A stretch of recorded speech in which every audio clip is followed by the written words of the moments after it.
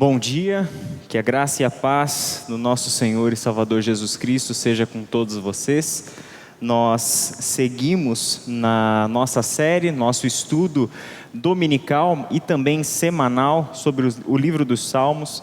Temos olhado para os Salmos sob a perspectiva da esperança. O título da nossa série é Salmos de Esperança, e com isso nós queremos motivar você a ler, a meditar, a estudar, a orar e, por que não, a cantar os salmos. Fazer com que os salmos façam parte do seu cotidiano, da sua vida devocional e seja um instrumento nas mãos de Deus, como sempre deveria ter sido, mas infelizmente muitas vezes esquecido pela comunidade cristã, de ser uma fonte de conhecimento de Deus, de sabedoria de vida, de instrução do Senhor para nós. Hoje nós vamos ler o Salmo 8, peço que você já abra sua Bíblia neste Salmo, Salmo 8. Já fizemos uma devocional sobre este Salmo, se não me engano, na segunda semana da nossa série. E hoje eu gostaria de voltar a este Salmo, aprofundar um pouquinho em aspectos desse Salmo que naquela devocional não conseguimos tocar. Leremos este Salmo sob esse título, A Grandeza de Deus no Universo. O Salmo 8 diz assim: Ó Senhor, nosso Senhor, teu nome majestoso enche a terra. Tua glória é mais alta que os céus. Tu ensinaste crianças e bebês a anunciarem tua força. Assim calaste teus inimigos e todos que a ti se opõem. Quando olho para o céu e contemplo a obra de teus dedos, a lua e as estrelas que ali puseste, pergunto: quem são os simples mortais para que penses neles? Quem são seres humanos para que com eles te importes? E no entanto, os fizeste apenas um pouco menores que Deus e os coroaste de glória e honra. Tu os encarregaste de tudo que criaste e puseste sob a autoridade deles todas as coisas, os rebanhos, o gado e todos os animais selvagens, as aves do céu, os peixes do mar e tudo que percorre as correntes dos oceanos. Ó Senhor, nosso Senhor, teu nome majestoso enche a terra. Feche os seus olhos e vamos orar mais uma vez? Senhor nosso Deus e nosso Pai, assim como este Salmo nos ensina a exaltar a Tua grandeza, a lembrarmos da Tua majestade, por intermédio das coisas grandiosas que os nossos olhos podem contemplar na Tua criação, nós estamos reunidos aqui nesta manhã para render a Ti louvores, para engrandecer o Teu nome, para exaltar o Senhor, alto em Sua majestade, digno de honra e de toda glória. Nós, seres humanos, pequenos que somos diante da grandeza de tudo que o Senhor criou, temos o privilégio, Pai, de Te reconhecer como o Criador, de reconhecer no Senhor o nosso Salvador e Redentor, e a Ti, Senhor, nos prostramos diante do Teu santo e bendito nome, cuja majestade e glória enchem toda a terra. Nós, Tua igreja, nos prostramos, queremos Te obedecer, Pai, queremos viver segundo a Sua vontade, queremos, Pai, e precisamos que o Senhor coloque o ânimo da esperança nos nossos corações, em nome de Jesus, amém.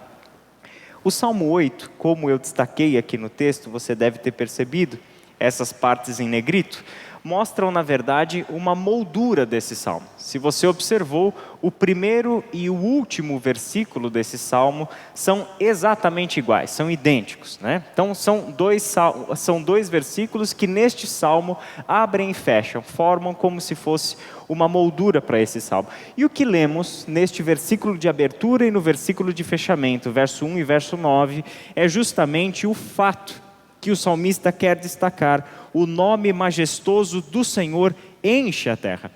Não apenas o Senhor, aquele que é o Senhor por sua própria natureza, por ser o Criador, por ser o Senhor do universo, mas Ele é o nosso Senhor.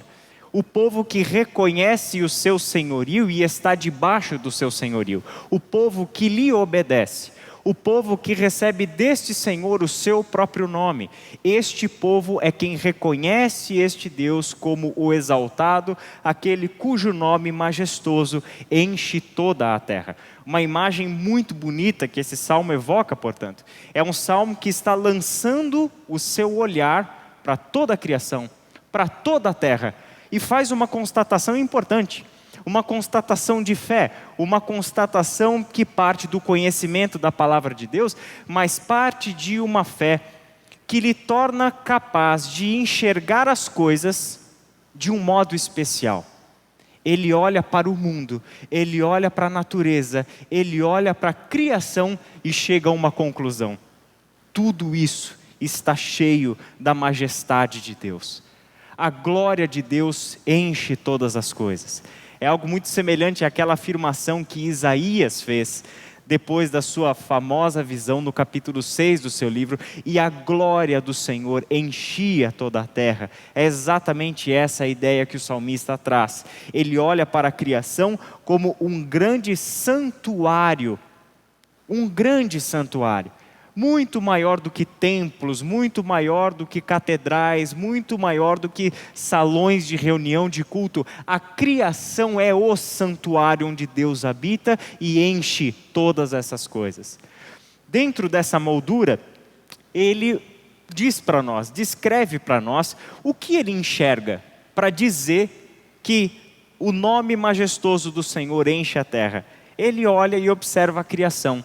Ele menciona a terra, o céu, a lua e as estrelas, as crianças e os bebês, os rebanhos, o gado, os animais selvagens, as aves do céu, os peixes do mar e a vida marítima num sentido mais amplo. Ele está olhando para os feitos do Senhor, para as coisas que o Senhor fez, e observando tudo isso chega à conclusão: isso é obra das tuas mãos, obra dos teus dedos, como nós lemos no Salmo. E por isso mesmo nós podemos concluir que o teu nome majestoso enche toda a terra.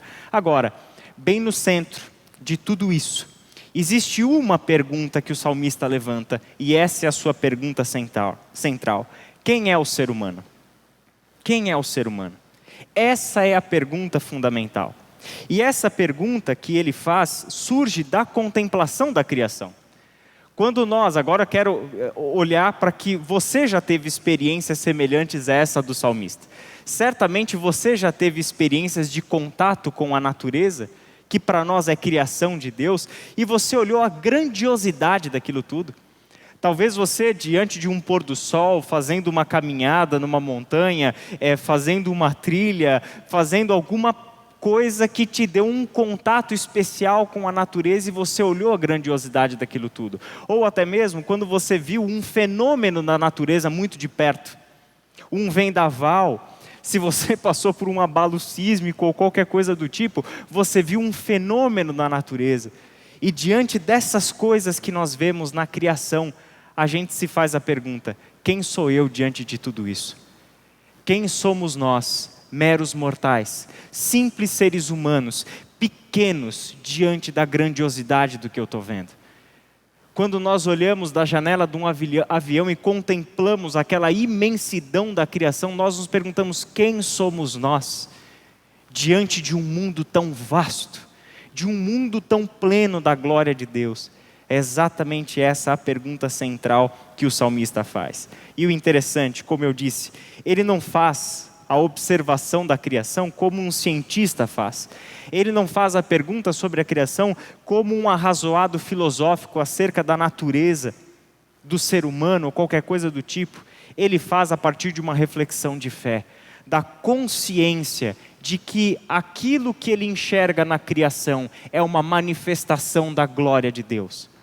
É uma manifestação e uma prova de que todas essas coisas foram arquitetadas por Deus, que a criação existe e funciona em perfeição porque é fruto de um desejo de Deus e de um plano de Deus que Ele trouxe à realidade pela sua voz, pela sua palavra criadora, mas também pelo toque das suas mãos. Todas as coisas vieram à existência, é isso que motiva o salmista. Esse é um dos salmos, portanto, que nos fazem olhar para fora de nós, para fora da nossa realidade. Nos fazem observar o que está além da nossa situação, além de nós e além daquilo que nós estamos vivendo. Então vamos lembrar do seguinte: lá no início da nossa série nós aprendemos que os salmos, os 150 salmos, eles estão divididos em dois grandes grupos, que são os salmos de lamento e os salmos de ações de graças. Em parte os salmos estão lamentando e em parte os salmos estão louvando a Deus, certo?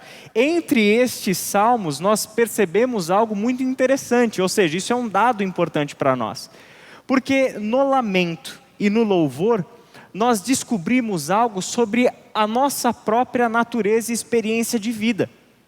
Nós, seres humanos, na verdade, louvamos e lamentamos, porque estas expressões correspondem às condições em que nós nos encontramos. Situações de angústia ou situações de bem-estar. Nas situações de angústia, normalmente lamentamos, choramos, rasgamos o coração diante de Deus. Nas situações de bem-estar, nós não poupamos o sorriso, nós cantamos louvores a Deus, nós exaltamos a Deus porque as condições nos são favoráveis, são condições de bem, são condições de prosperidade, etc. Então, dependendo do nosso estado de espírito, ou lamentamos e choramos, ou nós fazemos festa e louvamos a Deus. E assim oscila a nossa vida. E muitas de nós oscilam assim, não só a longo prazo, mas oscilam nisso dentro de um mesmo dia. Dentro de um mesmo dia a gente tem o momento do lamento e o momento da alegria e da festa para o nosso Deus. Os salmos nos ensinam isso, nos ensinam a lamentar como convém, assim como nos ensinam a louvar como convém. E é interessante que em tudo isso nós temos um dado interessante. Os salmos têm muito mais salmos de lamento do que salmos de louvor. Sabe por quê? Porque a maior parte da nossa vida, a nossa condição é de sofrimento, de dor e de angústia, e não de motivos de ação de graças. Dentro dos dois grandes grupos, pesa muito mais o grupo do lamento do que o grupo do louvor. Essa é uma realidade bíblica.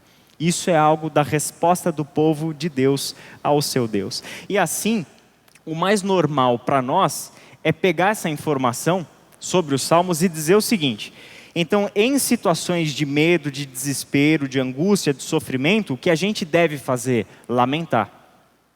E quando nós estivermos vivendo situações de paz, de prosperidade, de alegria, de vitória, o que a gente deve fazer? Louvar, engrandecer. Na maior parte dos casos é exatamente isso que a gente faz. Na maior parte dos casos é exatamente isso que os salmistas fizeram. Mas tem um dado também interessante e importantíssimo sobre como que o povo de Deus lidou com os salmos. Porque o povo de Deus não apenas recitou os salmos. O povo de Deus não apenas usou os 150 salmos para serem repetidos na sua devoção. O povo de Deus aprendeu com os salmos. Os salmos para eles eram uma fonte de ensino e de sabedoria de vida. Justamente por isso que nós descobrimos um dado significativo quando olhamos para o povo de Deus nas Escrituras. Com os salmos, eles aprenderam a transcender a situação. Com os salmos, eles aprenderam a quebrar essa lógica do lamento e da ação de graça. Com esses salmos, nós estamos aprendendo a sabedoria que existe em louvar a Deus em meio às tormentas. Com os salmos, nós vamos descobrir que existe uma sabedoria de fé, existe um crescimento espiritual que nos leva ao ponto de entregarmos a Deus os nossos louvores em meio às nossas piores angústias. Os salmos nos ensinam isso. Assim como os salmos também vão nos ensinar a lamentar por causa do sofrimento alheio, mesmo quando eu estou vivendo bem-estar. Os salmos vão nos ensinar a chorar a desgraça humana, mesmo que com a minha vida pessoal está indo tudo bem. Os salmos nos ensinam a quebrar essa lógica e a olhar as coisas da perspectiva do Criador, nós temos, e eu quero citar apenas 3 exemplos. Se você ler nessa semana o livro do profeta Abacuque, sabe o que você vai descobrir? Abacuque decidiu louvar a Deus em meio a uma situação desesperadora, a iminência da chegada da Babilônia, o exílio, a destruição. E Abacuque chega no 3º capítulo louvando a Deus. E é assim que ele encerra o seu livro. Um livro que começa com questionamentos. O livro que começa com uma verdadeira interrogação apresentada para Deus. Eu não entendo tua justiça. Eu tenho um lamento para apresentar para o Senhor. Porque o Senhor está trazendo um povo mais ímpio do que a gente para ser juiz sobre nós. Eu não entendo a sua justiça. Mas como o livro termina? Mesmo que não haja uvas nas parreiras, mesmo que não haja azeitona nas oliveiras, mesmo que não hajam os bezerros no curral, eu ainda assim louvarei o Senhor. Entrega ao Senhor o louvor, mesmo que em meio às angústias. No mesmo sentido, Paulo e Silas, presos injustamente, açoitados, machucados, feridos, decidem louvar a Deus no meio da madrugada na sua prisão. Mesmo em meio ao sofrimento, eles aprendem a cantar os salmos de louvor a Deus em meio ao seu sofrimento, em meio às suas injustiças sofridas. Isso é uma decisão, isso é um aprendizado de quem olha para os salmos e aprende com eles a olhar para o Deus cujo nome majestoso enche toda a terra. Assim também, o livro de Jonas mostra alguém que decidiu louvar a Deus em uma situação que caberia muito mais o lamento.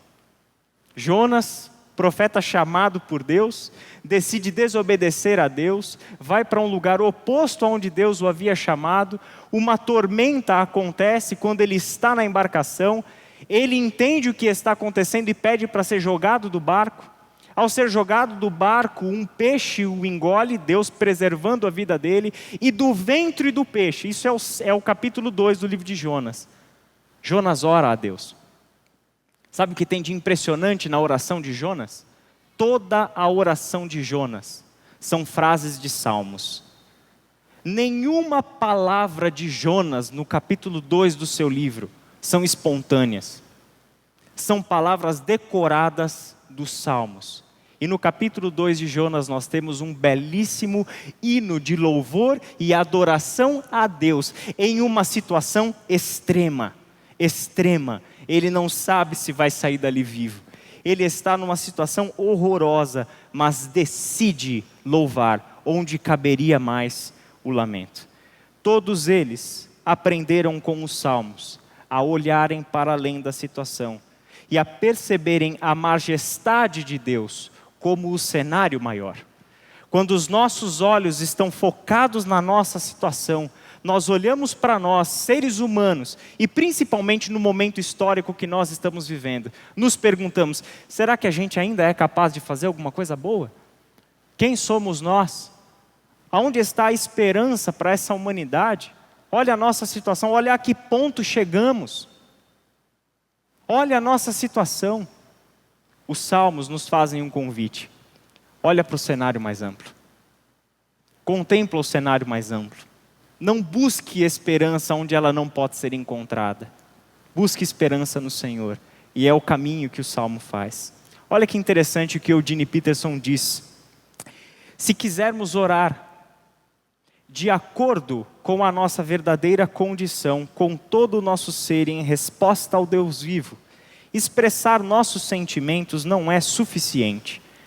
Precisamos de um longo aprendizado de oração. Depois, precisamos da faculdade. Os salmos são a escola. Em sua oração, Jonas demonstra ter sido um aluno aplicado na escola dos salmos. Sua oração é despertada por sua situação, mas não se reduz a ela. Gostaria de ler essa frase de novo. A oração de Jonas no ventre do peixe é despertada por sua situação. Ele olha porque está no desespero e por isso ele precisa falar com Deus. No desespero, uma oração é despertada, só que a sua oração não se reduz à sua situação de momento. Sua oração o levou a um mundo muito maior que a situação imediata. Ele era capaz de orar de maneira adequada à grandeza do Deus com quem lidava. E que coisa linda saber que Jonas era um dos muitos personagens das Escrituras, alunos aplicados do livro dos Salmos, que aprenderam a olhar para a situação, orar de uma forma que a sua situação despertou uma necessidade de oração. Só que a sua oração, o conteúdo da sua oração transcende a situação. É capaz de enxergar o cenário mais amplo, é capaz de transcender essa situação. Por isso que o Salmo 8 nos traz essa realidade. Toda a criação é um imenso santuário que revela a grandeza do Senhor por todos os lados e em cada detalhe. Ele abre os nossos olhos para um mundo além do nosso celular. Ele abre os nossos olhos para um mundo além das nossas edificações e arquiteturas.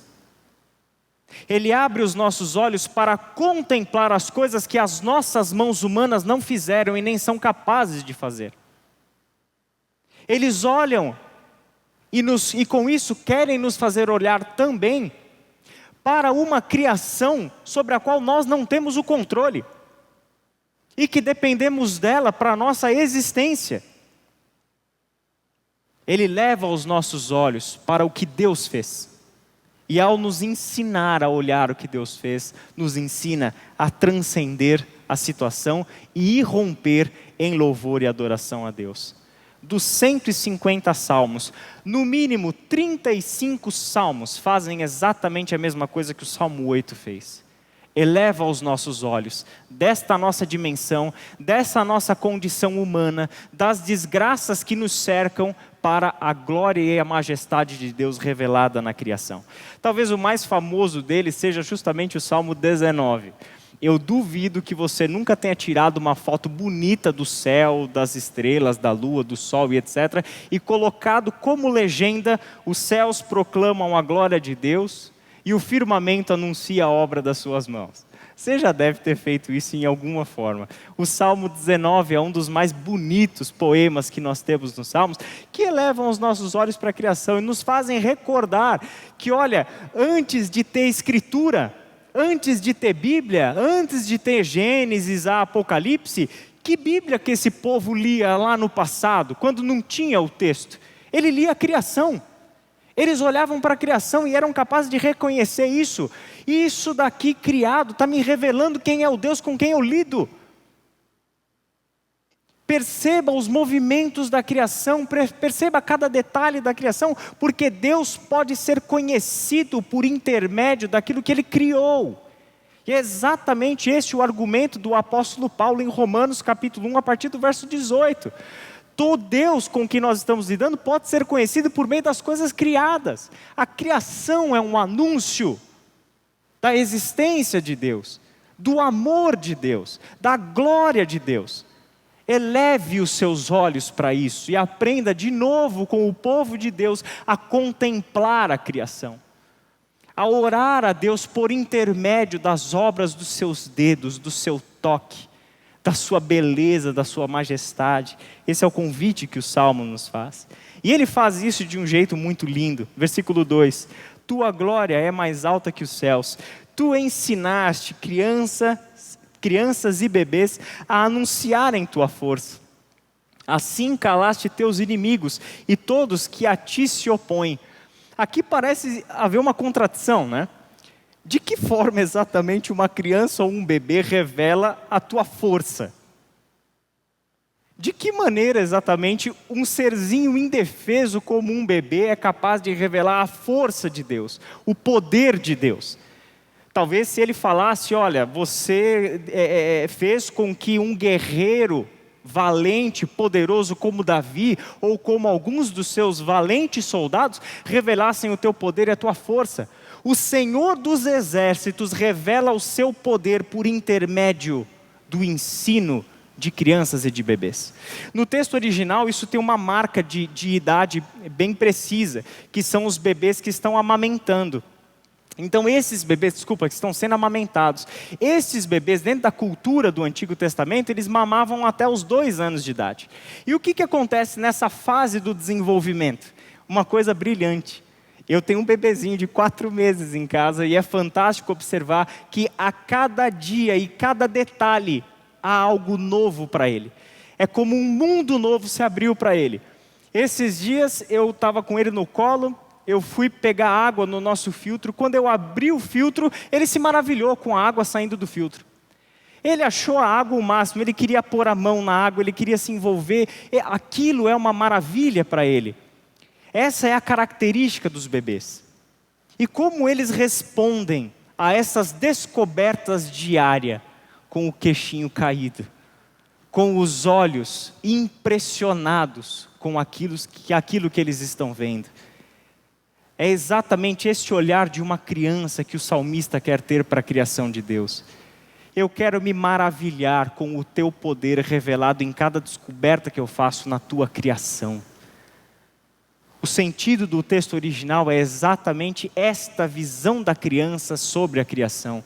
E com aquele maravilhamento, com aquele gesto de louvor que sai do riso, do espanto, é que nós temos um quê? Sem ser verbalizado, um louvor a Deus. Uma prova do poder de Deus, uma prova da majestade de Deus. E desta forma, todos aqueles, os arrogantes, os que se opõem a Deus, os que se opõem a Deus, aqueles que são considerados inimigos de Deus, são calados. Porque o poder e a majestade de Deus estão sendo revelados nas coisas mais pequenas e aparentemente insignificantes da sua criação. Versículo 3: quando olho para o céu e contemplo a obra de teus dedos, a lua e as estrelas que ali puseste, eu faço uma pergunta. O Salmo parte do olhar de uma criança para o olhar para o céu, para aquilo que existe no firmamento. Ele olha para a lua, ele olha para as estrelas e ele faz uma afirmação muito bonita, que claro, volta o nosso olhar para o texto de Gênesis capítulo 1, capítulo 2, o Deus Criador, que todas as coisas vieram à existência pelo poder da sua palavra, e disse Deus, haja luz e houve luz. Todas as coisas foram criadas, organizadas, colocadas no seu lugar, receberam as suas leis por meio da palavra de Deus. Mas é interessante esta visão que o Salmo 8 traz. Não apenas a palavra criadora de Deus, mas um envolvimento pessoal de Deus com aquilo que foi criado. A obra dos teus dedos. A obra dos teus dedos é uma imagem que nos faz pensar no oleiro, que com o toque da ponta dos seus dedos dá forma ao barro que vai se tornar um vaso. A criação é uma obra de arte. E do que exatamente nós estamos falando? Nós estamos falando da lua, nós estamos falando das estrelas, nós estamos falando do universo. O universo é a obra de arte que surgiu do toque dos seus dedos. Essa é a beleza com que o salmista olha para toda a criação, o que lhe gera um questionamento. Ele vê necessário, ele julga necessário fazer uma pergunta. E essa é a pergunta central que eu havia mencionado. Quem é o ser humano diante de tudo isso? Quem são os simples mortais para que penses neles? Quem são os seres humanos para que com eles te importes? Quem somos nós diante da grandiosidade da sua criação? Quem somos nós diante da sua glória e do seu poder? Isaías fez essa pergunta na sua mente. Inconscientemente ele estava fazendo essa pergunta. Quem sou eu diante da majestade e da glória desse Deus? Quem sou eu diante da santidade desse Deus? E a resposta vem no texto. Eu estou morto, eu vou morrer porque eu sou um homem pecador. Eu habito no meio de um povo que é pecador como eu sou. E olha o que os meus olhos contemplaram. Olha o que os meus olhos viram. Eu não sou digno de ver algo assim. A majestade, a glória, a santidade desse Deus, é claro, vai acabar comigo que sou um pecador. Essa é a pergunta que o Salmo faz. Quem somos nós, simples mortais, para que o Senhor pense na gente? Quem somos nós, simples seres humanos, para que com a gente o Senhor se importe? Então, ao observar essa grandeza, ele se faz a pergunta: quem somos nós diante disso tudo? Ele arrisca algumas respostas. E essas respostas do Salmo 8 são tiradas de Gênesis capítulos 1 e 2. E no entanto, os fizeste apenas um pouco menores que Deus. Essa palavra Deus no texto original não significa de fato o Deus Criador. Na verdade, isso faz parte do universo imaginativo do povo de Deus no passado, onde você tem o Deus Criador e você tem os seres celestiais. Então, esse Deus é deuses no texto original, plural, os seres celestiais, que algumas traduções até preferem colocar anjos aqui para não ter confusão. Então, o Senhor nos fizeste um pouco menores do que os anjos, do que os seres celestiais, e coroou estes seres humanos com glória e com honra. O Senhor encarregou o ser humano de tudo o que o Senhor criou, e colocou sob a autoridade do ser humano todas as coisas. Essas são as respostas que ele chega, que ele propõe, com base em Gênesis 1 e 2, sobre quem é o ser humano. Só que essa resposta dele nos coloca diante de um problema. Se nós olharmos para os seres humanos, se nós olharmos para o que a comunidade humana fez até agora na história, se nós olharmos para inúmeras situações da humanidade, as guerras, o surgimento dos impérios, a queda dos impérios, as injustiças, as atrocidades, a escravidão, o racismo. Se nós olharmos para as obras do ser humano, se nós olharmos, por exemplo, para como o ser humano lida com a criação de Deus, nós realmente estamos no mundo exercendo um papel de cuidadores da criação de Deus? Ou mais como dominadores, seria uma palavra adequada? Talvez, se nós fizermos essa reflexão, nós seres humanos, estaríamos muito mais próximos de ser um pouco melhores do que animais selvagens, do que um pouco menores do que os seres celestiais. Talvez nós estaríamos mais perto da bestialidade do que da divindade. Essa é a pergunta que o Salmo faz, essa é a resposta que ele dá, e uma coisa ele deixa claro: sua resposta é com base em um ser humano ideal. Não é o que ele observa nos feitos humanos, não é o que ele observa na nossa ação, é o que ele observa nas razões pelas quais Deus nos criou e o propósito de Deus para nós. Ele fala de um ser humano ideal, que recebeu a autoridade de Deus e foi encarregado pela sua criação, que como um mordomo foi colocado para cuidar do jardim e cultivar do jardim. O que envolve a sua criação envolve inclusive uns aos outros. Fomos criados para sermos cuidadores uns dos outros e não competidores uns dos outros. Fomos criados para olhar para o nosso próximo e ver nele alvo do nosso amor. E não alvo da nossa maldade, da nossa inveja, da nossa cobiça e assim por diante. Este é o ser humano ideal que o Salmo 8 levanta para nós. Mas graças a Deus que existe alguém que de toda a criação pode dizer: eu sou este ser humano ideal. Existe um que cumpre o Salmo 8. E nós temos em Hebreus capítulo 2, de 5 a 10, uma citação do Salmo 8 e um comentário do Salmo 8. Olha o que esse texto diz: além disso, não são anjos que governarão o mundo futuro a que nos referimos, porque em certo lugar alguém disse ao Salmo 8, quem é o simples mortal para que penses nele? Quem é o filho do homem para que com ele te importes? E no entanto, por um pouco tempo, o fizeste um pouco menor que os anjos, e o coroaste de glória e honra. Tu lhe deste a autoridade sobre todas as coisas. Interessante como o texto de Hebreus interpretou o Salmo 8. Quando se diz todas as coisas, significa que nada foi deixado de fora.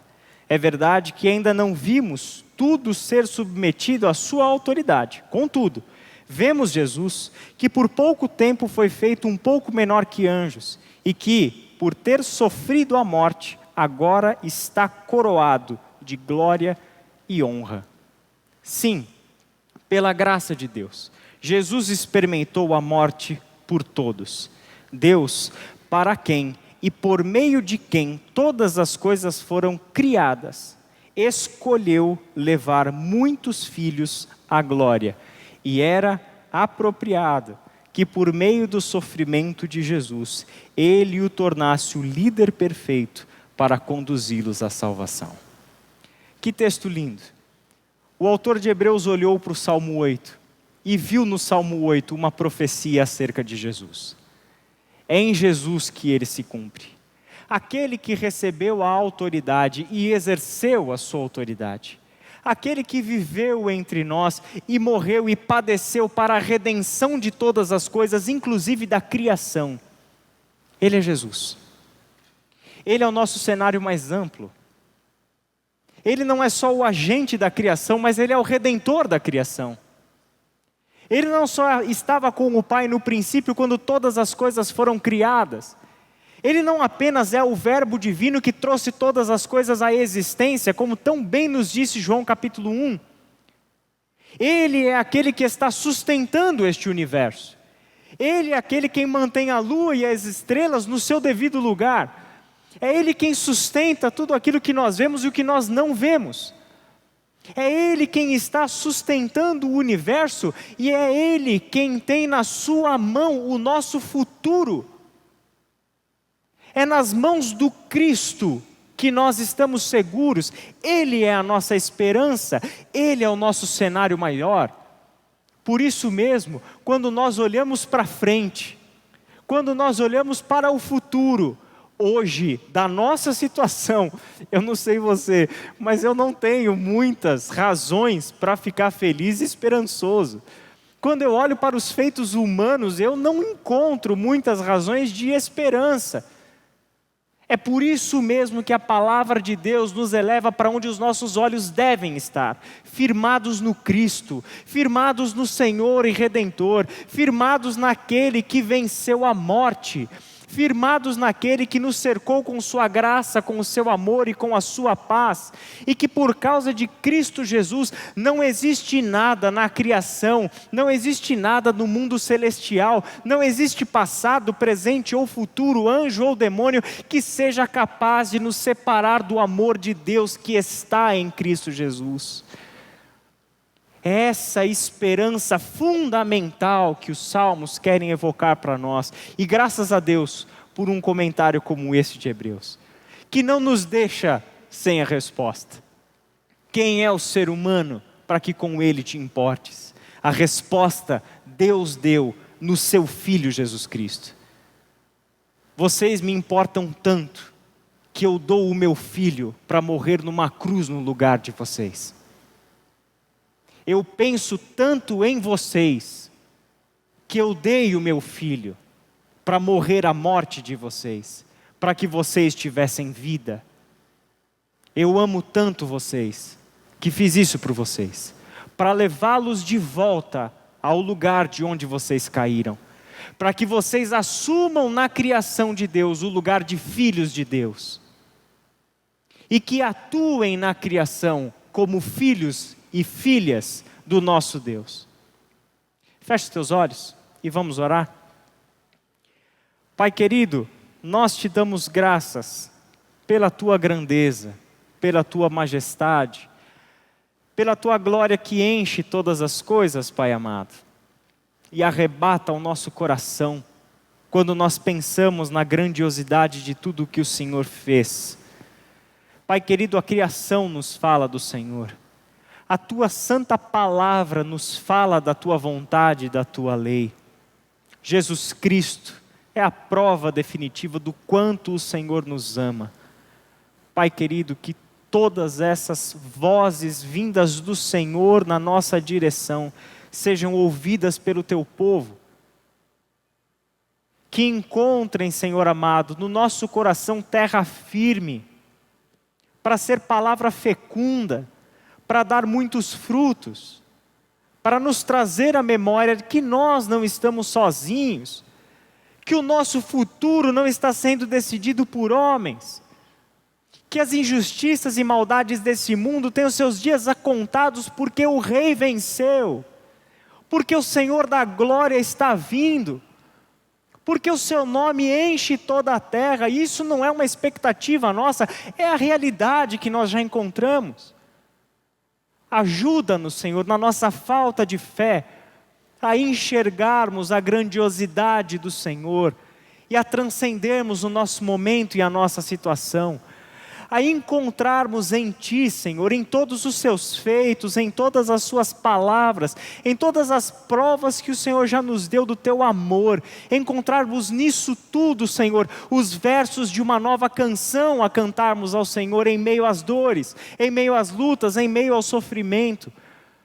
Auxilia o Teu povo, Pai, no poder do Teu Espírito, a transcender este momento, a louvar ao Senhor, e do louvor encontrar a instrução, o caminho, o jeito certo de andar com o Deus Santo.